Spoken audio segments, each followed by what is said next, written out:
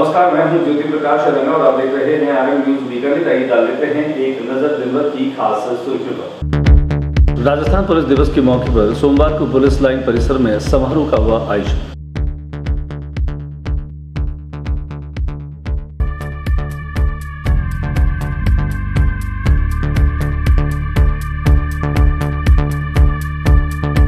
Police दिवस पर line police में हुई सांस्कृतिक संध्या, पुलिस के जवानों ने लगाई ठुमके।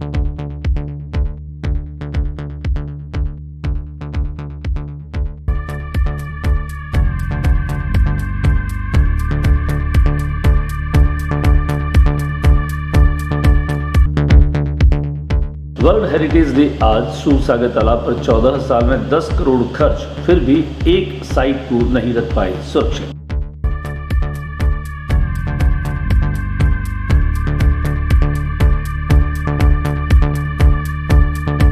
पीवीएम स्थित मोर्चरी के आगे एक श्रमिक की मौत के बाद मुआवजे की मांग को लेकर साथी श्रमिकों ने किया प्रदर्शन।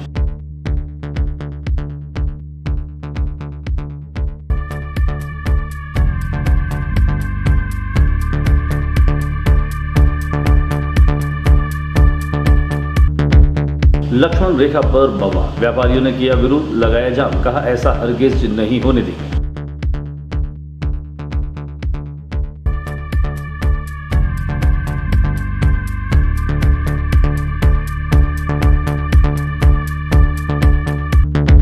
नगर निगम की कार्यप्रणाली से खफा कांग्रेस पार्षद महेंद्र उड़गुजर ने निगम कार्यालय के मुख्य गेट के आगे कचरा डालकर जताया विरोध।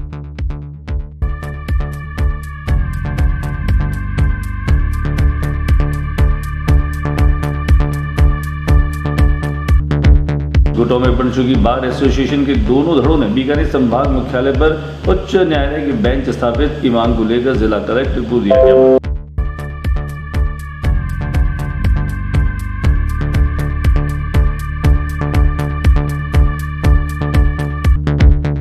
7 सूत्री मांग को लेकर जोधपुर डिस्कॉम के कर्मचारियों ने दिया धरना और आंदोलन की दी चेतावनी।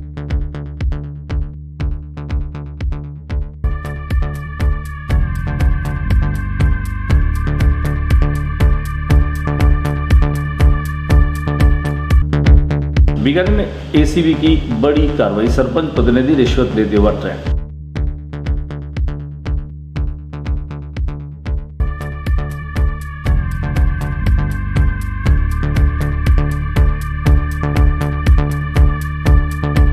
रामगंज मंडी में निमाना रोड पेट्रोल पंप के सामने लोडर क्रेन ने राहगीर के सिर पर चढ़ने से मौके पर ही दर्दनाक मौत।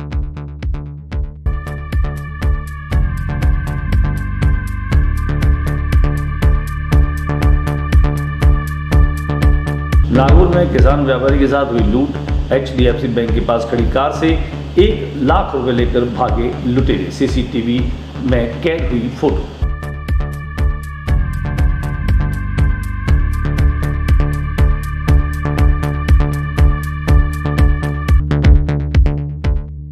नागौर में इनकम टैक्स ऑफिसर बनकर की लूट, शहर में दिनों दिन बढ़ रही है लूट की वारदातें, पुलिस कार्रवाई में नाकाम।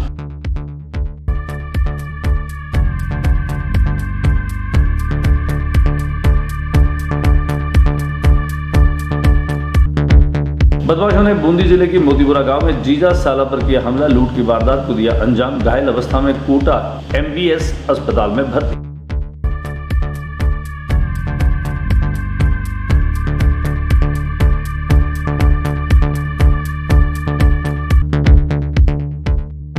आजादी के अमृत महोत्सव श्रृंखला के अंतर्गत नोखा में ब्लॉक स्तरीय स्वास्थ्य मेले का हुआ शुभारंभ।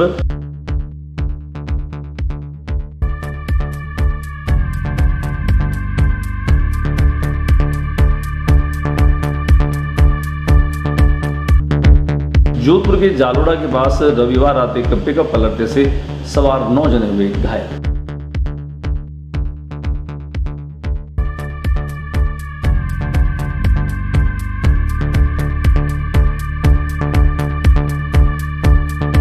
और अब खबर विस्तार से। पुलिस दिवस के मौके पर लाइन पुलिस में शानदार परेड का आयोजन किया गया। परेड के इस मौके पर खासतौर से इस परेड की सलामी जिला पुलिस अधीक्षक योगेश यादव ने दी, वहीं अनेक पुलिस अधिकारी भी वहां मौजूद रहे। आइए हम आपको लिए चलते हैं पुलिस लाइन परेड मैदान पर, जहां पुलिस दिवस के मौके पर शानदार और नयनाभिराम मार्च पास्ट परेड का आयोजन रखा गया। इस मौके पर बेहतरीन काम करने वाले पुलिस के कार्मिकों को और अधिकारियों को सम्मानित भी किया गया। और दूसरी प्लाटून हमारे सामने से गुजरती रुको कभी नहीं, ये चाल प्रगति की निष्पक्षता की हेड कांस्टेबल राजेंद्र कुमार के नेतृत्व में राजस्थान पुलिस का बैंड थाना पुलिस को श्रीमान अतिरिक्त महानिदेशक पुलिस द्वारा सम्मानित किया गया। थाना में स्थापित है, इनका तामीली सज्जनों जोरदार तालियां बजाएं। इस मकान में 12 सदस्य घर की ऊपर की मंजिल में फंसे हुए थे, जिन्हें नवनीत सिंह उप निरीक्षक शब्दल अली शिव द्वारा दिनांक 11/6/2021 में का निशान कर उत्कृष्ट व सराहनीय प्रशंसनीय कार्य किया। श्री सुभाष यादव किया, श्री विक्रम सिंह चारण थानाधिकारी नाग और उनकी टीम हेड कांस्टेबल 3145 द्वारा आर्म्स एक्ट राजस्थान आबकारी अधिनियम की विभिन्न कांस्टेबल 2061 द्वारा वर्ष 2021 में राज्य रेंज व जिला स्तर के 10 इनामी अपराधियों को गिरफ्तार करवाया। में तकनीकी अपराधियों को साइबर अपराधियों को पकड़ने में यह हमारी बीकानेर की साइबर रिस्पांस टीम साइक handler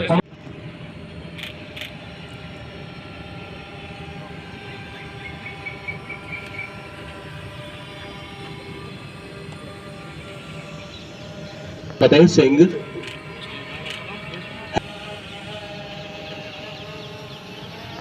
Shri Satyavir head constable,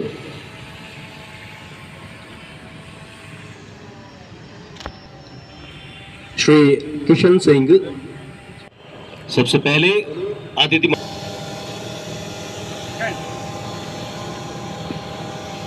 police दिवस के मौके पर उसकी पूर्व संध्या पर एक रंगारंग सांस्कृतिक कार्यक्रम भी लाइन पुलिस में आयोजित किया गया। इस कार्यक्रम के दरमियान खासतौर से मुख्य अतिथि के रूप में संभागीय आयुक्त लीडर पवन मौजूद रहे, जबकि कार्यक्रम की अध्यक्षता जिला पुलिस अधीक्षक योगेश यादव के द्वारा की गई।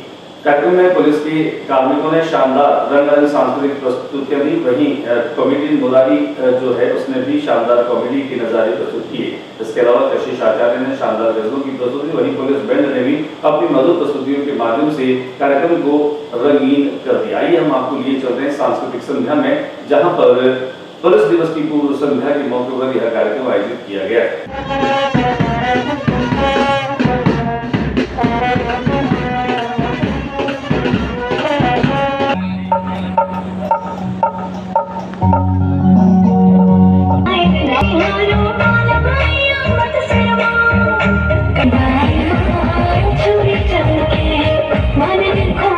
हो तो वो जिंदगी क्या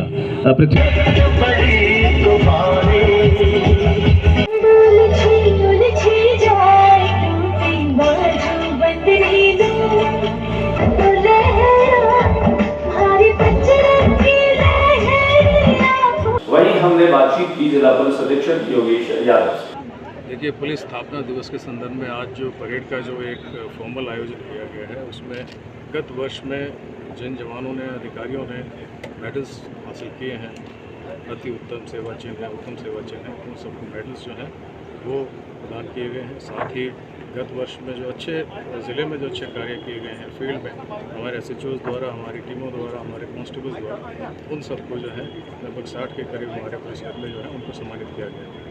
इसमें इस बार सेलेक्ट 5 क्राइटेरिया बनाकर एक बेस्ट SHO के लिए, एक बेस्ट बीट कांस्टेबल के लिए, एक बेस्ट इन्वेस्टिगेशन के लिए, एक बेस्ट टर्नआउट के लिए और एक बेस्ट एक्स्ट्रा ऑर्डिनरी वर्क, किसी ने बहुत सराहनीय कोई साहसिक कार्य किया उसके लिए। तो ये 5 रनिंग ट्रॉफीज़ हर साल जो है वितरित की जाया करेंगे आगे के भविष्य में। तो इसका संदेश यही है कि हमारे जवान खूब मेहनत भी करते हैं, खूब प्रयास भी करते हैं, ज़रूरत होती है रिकॉग्निशन की। हमने हमारे ऑफिसर्स को भी कन्वे किया कि जो भी जवान अच्छा कार्य करते हैं उनका समय रहते रिवॉर्ड रोज़ आएँ, उनकी सराहना बहुत ही ज़रूरी है। बहुत सारे कार्य जो हैं कई बार जो है उनकी पहचान नहीं हो पाती है किसी कारणवश, जिस वजह से हतोत्साहित भी होते हैं जवान। हमारे जवानों का प्रोत्साहन बढ़े, उनका मनोबल बढ़े, यही हमारी इसमें अच्छा रहती है। पुलिस दिवस पे आगे ही भविष्य में भी इस तरह के कार्यक्रम होते रहेंगे। वर्ल्ड हेरिटेज डे के मौके पर हमारे प्रतिनिधि ने जायजा लिया बीकानेर के उन हेरिटेज स्थलों का जिनमें सूरसागर भी शामिल है। सूरसागर में पिछले कई वर्षों से 10 करोड़ रुपए से अधिक के खर्च हो चुके हैं, लेकिन फिर भी प्रशासन जो है वो एक साइड को भी सुरक्षित नहीं रख पाया। जगह जगह से इसकी जालियां उखड़ पड़ी है, वहीं इसके आसपास सड़क भी उखड़ी पड़ी है। कुल मिलाकर के सूरसागर के रखरखाव, इसकी सफाई में जिस तरह से खर्चा हुआ उसे लेकर के अगर इसका मेंटेनेंस भी किया जाता तो यह बीकानेर की एक ऐसी धरोहर है जिसे देखने के लिए सात समुद्र पार के सैलानी आते हैं। आइए दिखाते हैं हमारे कैमरा प्रतिनिधि महेंद्र मेहरा की एक खास रिपोर्ट।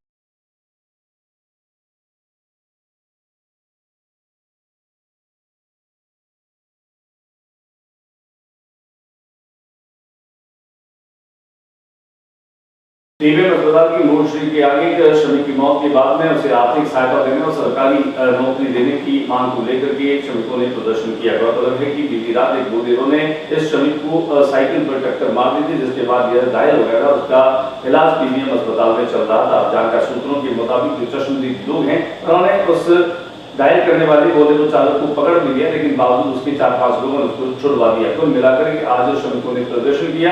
इसके मृतक पर आश्रित जो उसके परिजन है उसको एक नौकरी दी जाए, उसको आर्थिक सहायता दी जाए ताकि परिवार का भरण पोषण किया जा सके।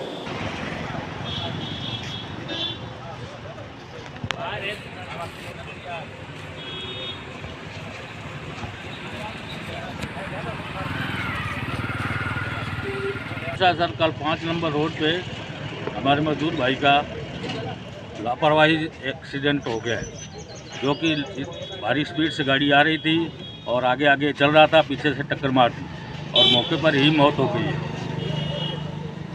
तो अब आपकी मांग क्या है? हमारी मांग तो क्या है सर, क्योंकि अभी आज की स्थिति है कि उसके पास यह संस्कार करने के लिए पैसे नहीं है। तो अगर आपको मदद नहीं मिलती है तो क्या करेंगे आप? मदद नहीं मिलेगी जब तक हम प्रशासन से बैठ के रिक्वेस्ट ही करेंगे। संभागीय आयुक्त नीरज के पवन बीकानेर के यातायात को दुरुस्त करने की मुहिम में जुटे हुए हैं और उसका परिणाम ये भी है कि पिछले कई वर्षों से कोटगेट ट्रेन फाटक की समस्या से निजात नहीं मिल पा रही थी, लेकिन पिछले कुछ दिनों से जिस तरह की यातायात व्यवस्था को उन्होंने निर्देशित किया है उसके हो जाने के बाद अब बीकानेर का कई दूर खाली सा नजर आता है और सपाट तरीके से लोगों का आवागमन भी हो रहा है।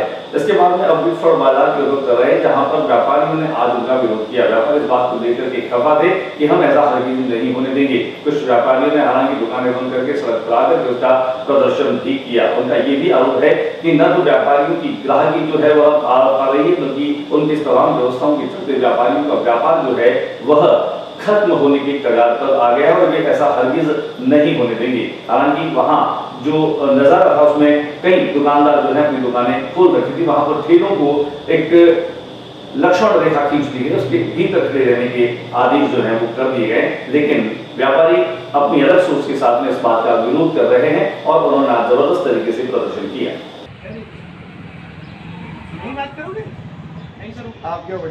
नगर निगम की कार्यप्रणाली से खफा कांग्रेसी पार्षद महेंद्र बड़गुजर ने आज नगर निगम के मुख्य द्वार पर कचरा लाकर के पटक दिया और अपनी गाड़ी मुख्य द्वार के बीच में खड़ी कर दी, जिससे कोई भी आ जा न सके। आवाजाही पर इस तरह की बाधा बनने वाली गाड़ी को लेकर के उनका ये भी आरोप है कि एक और महापौर इस बात का दावा कर रही कि सफाई के लिए 300 करोड़ रुपए का बजट है, लेकिन उन्होंने अपने पार्ट में एक नाली का निर्माण करवाया। उसके कचरे को हटाने के लिए बाबू से लेकर महापौर तक उन्होंने न केवल आग्रह किया, आगाह किया और उनकी शिकायत भी की, लेकिन अब तक वो कचरा नहीं हटाया। उसी के चलते कांग्रेसी पार्षद महेंद्र बड़गुजर ने आज ये कारनामा किया।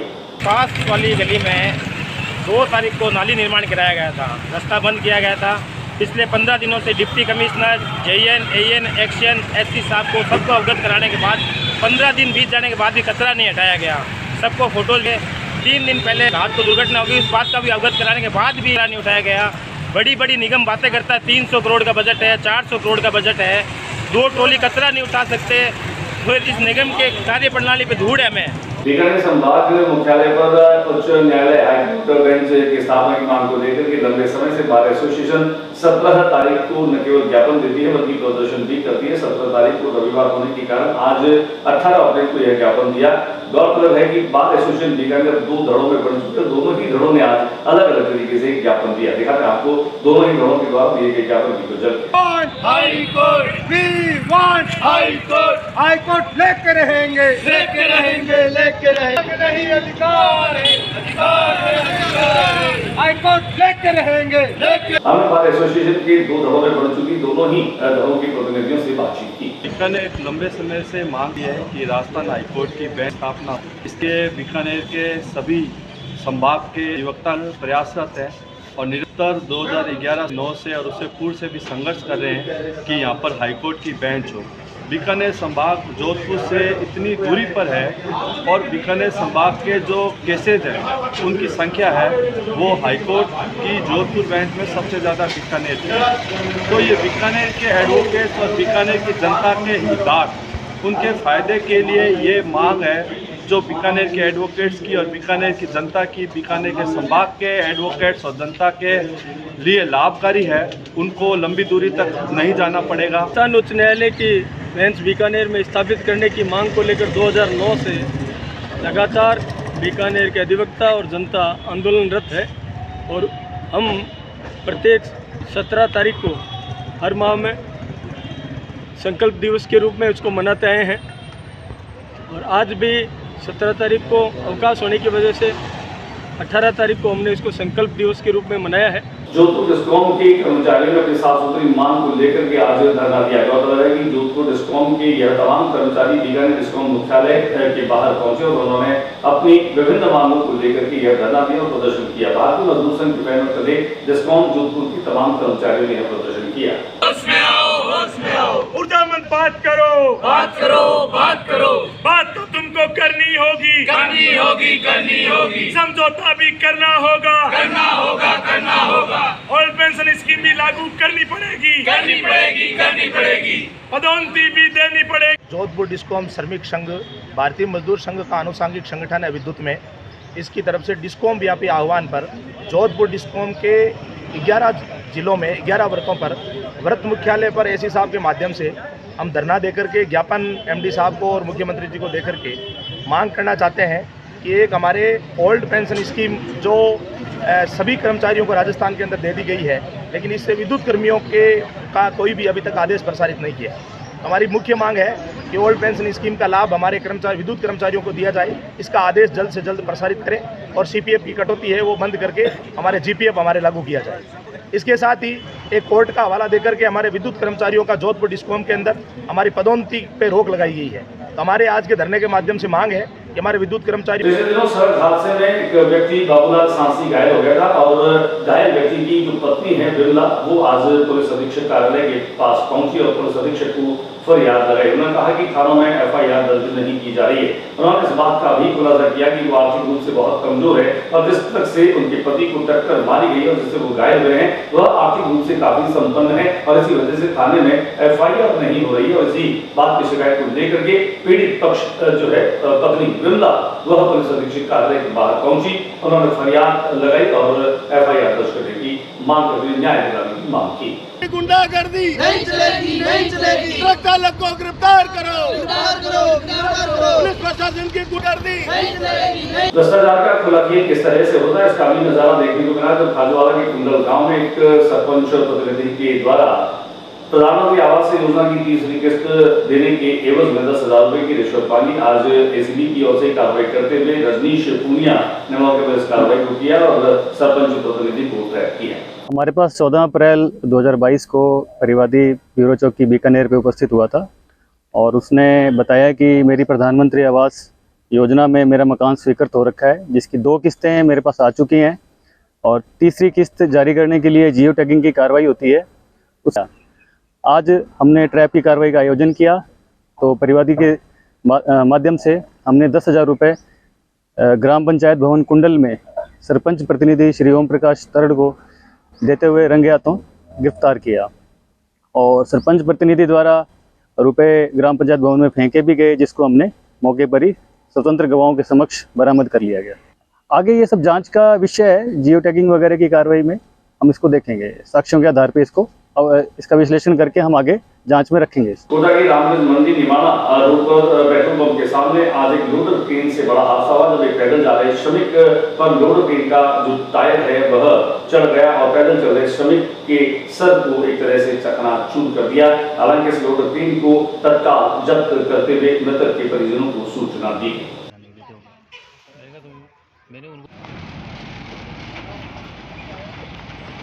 नागौर में एक किसान व्यापारी के साथ में बड़ी लूट की वारदात की जानकारी मिली है। नागौर में जानकारी के अनुसार एक किसान व्यापारी से 9 लाख रुपए की लूट बताई जा रही है। यह किसान व्यापारी HDFC बैंक से अपने पैसे निकाल कर गिलाया था, अपनी गाड़ी में रखे, ड्राइवर सीट से जैसे ही नीचे उतरा तभी 2 लोगों ने यह बैग जो है वह निकाल लिया और निकाल करके वो भाग छूटे। हालांकि कहना यह भी है कि पीड़ित जो है वह उन लुटेरों के पीछे भागा भी, लेकिन वे गायब हो गए। हालांकि यह संगीन लूट का मामला है और पुलिस भी हरकत में आ गई है।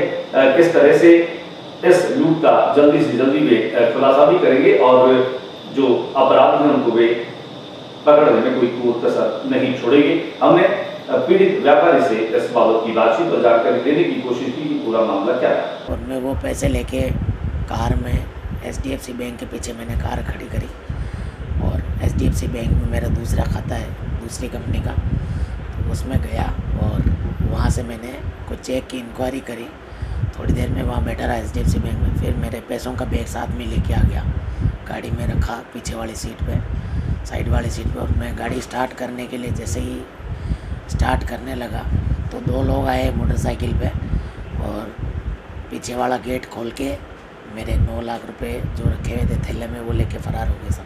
नागौर में एक और ऐसे ही लूट की वारदात जो है वो सामने आई, जब इनकम टैक्स अधिकारी बन करके एक चाय वाले के घर पहुंचे और वहां पहुंच करके और इनकम टैक्स वाले बता करके वहां के घर से जो है वो तकरीबन 15,000 रुपए के चांदी के बर्तन और अन्य ऐसी चीजें लेकर के वो फरार हो गए।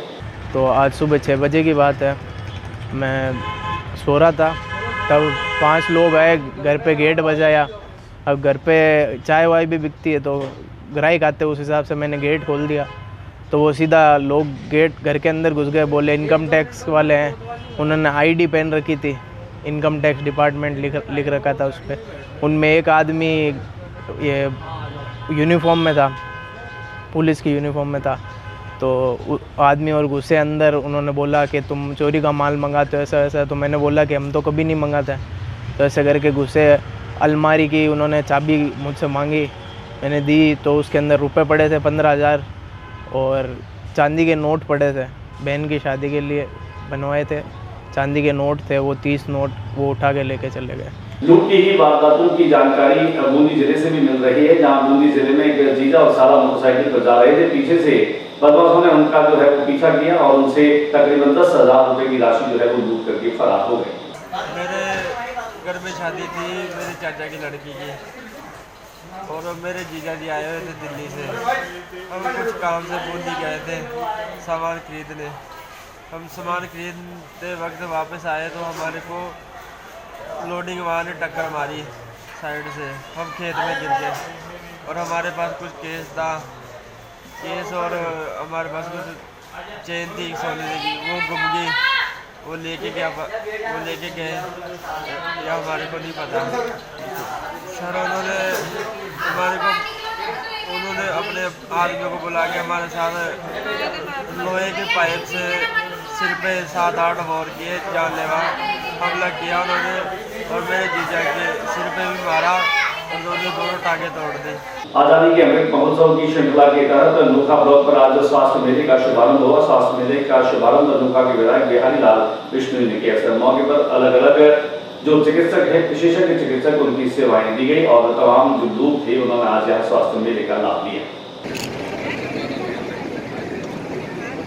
जोधपुर जिले के जालवा गांव के पास में एक पिकअप जो है वो पलटने से 9 लोग घायल हो गए। पिकअप जो है वह नियंत्रित होकर के गिरी, जिसमें 9 लोग सवार थे।